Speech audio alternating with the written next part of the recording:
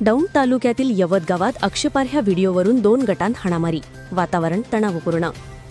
दौंड तालुक्यातील यवत गावात गुरुवारी रात्री सोशल मीडियावर फिरत असलेल्या आक्षेपार्ह व्हिडिओवरून 2 गटांमध्ये जोरदार हाणामारी झाली।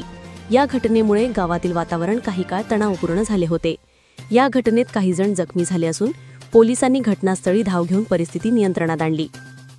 मिळालेल्या माहितीनुसार एका तरुणाने सोशल मीडियावर आक्षेपार्ह स्वरूपाचा व्हिडिओ शेअर केल्याचा आरोप दुसऱ्या गटाने केला। यावरून दोन्ही गटांमध्ये वादावादी झाली।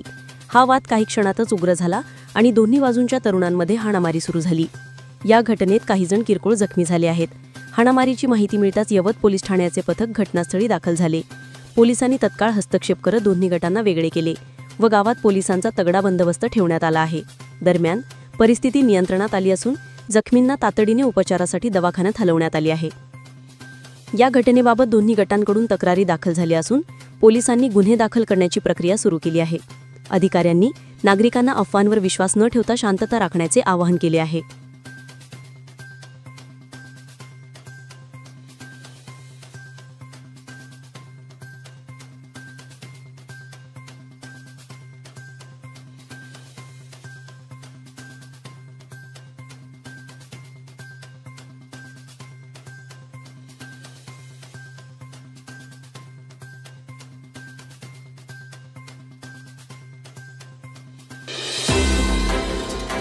ताज्या व खात्रीलायक बातम्या बघण्यासाठी आमच्या YouTube चॅनलला सबस्क्राईब करा।